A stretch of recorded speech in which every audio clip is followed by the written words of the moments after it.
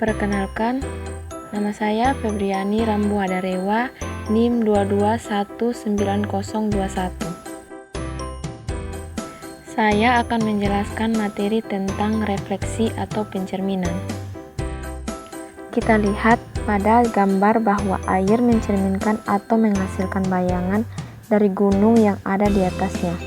Ini merupakan salah satu contoh pencerminan yang dapat kita temui dalam kehidupan sehari-hari. Apa sih pengertian dari pencerminan?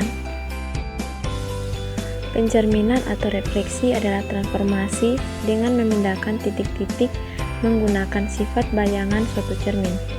Bayangan benda tersebut bentuk sama seperti halnya dihasilkan oleh cermin.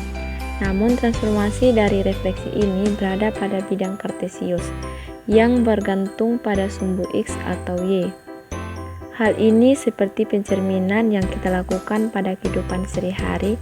Jika kita menghadap ke cermin, kita akan melihat bayangan berbentuk sama dengan kita, atau halnya kita cerminkan suatu benda, maka benda tersebut atau bayangan benda tersebut akan sama di dalam cermin, dan jarak benda terhadap cermin jika dilihat pada sudut cermin tegak lurus terhadap cermin, maka bayangannya akan memiliki jarak yang sama antara bayangan ke cermin dan jarak cermin ke benda aslinya. Coba perhatikan gambar di mana objek mengalami refleksi saat dihadapkan di depan cermin.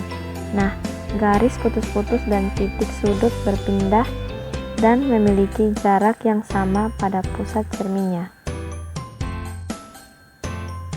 Sifat-sifat pencerminan. Yang pertama, objek dan bayangannya selalu sama. Yang kedua, jarak setiap titik pada objek dan cermin sama dengan jarak setiap titik pada bayangan dan cermin. S sama dengan S aksen. Yang ketiga, tinggi objek sama dengan tinggi bayangannya. H sama dengan H aksen. Yang keempat, garis yang menghubungkan titik pada objek dengan titik pada bayangannya selalu tegak lurus dengan cermin. Nah, seperti yang kita lihat pada gambar objek dan bayangan objek, di mana tinggi pada objek yaitu H dan tinggi pada bayangan objek yaitu H aksen, dan jarak pada objek yaitu S, sedangkan jarak pada bayangan objek yaitu S aksen. Syarat pencerminan.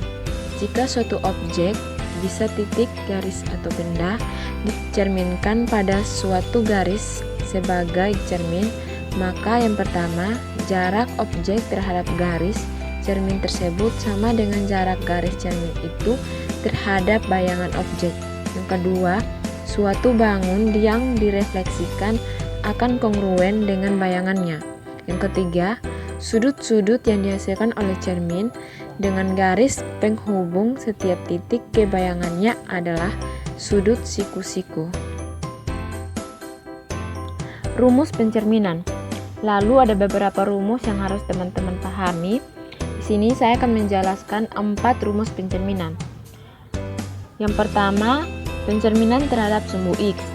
Jika ada sebuah titik A, X, Y dicerminkan terhadap sumbu X, maka bayangan titik A menjadi X, min Y. Untuk X-nya sama atau tetap hanya Y-nya yang berubah tanda menjadi minus. Rumus pencerminan yang kedua yaitu pencerminan terhadap sumbu Y. Jika ada sebuah titik A yaitu X, Y dicerminkan terhadap sumbu Y, maka bayangan titik A min X, Y. Jadi X-nya tandanya menjadi minus dan Y tandanya tetap. Lalu rumus pencerminan ketiga yaitu pencerminan terhadap garis X sama dengan H. Jika sebuah titik A, X, Y dicerminkan terhadap garis X sama dengan H, maka bayangan titik A adalah 2H kurang X, Y. Y di sini adalah tetap. Untuk rumus pencerminan yang keempat yaitu pencerminan terhadap garis Y sama dengan H. Titik A, X, Y dicerminkan terhadap garis Y sama dengan H, maka Bayangan titik A adalah X, 2H kurang Y. Di sini X-nya tetap, yang berubah cuman Y-nya. Sekarang kita masuk pada contoh soal.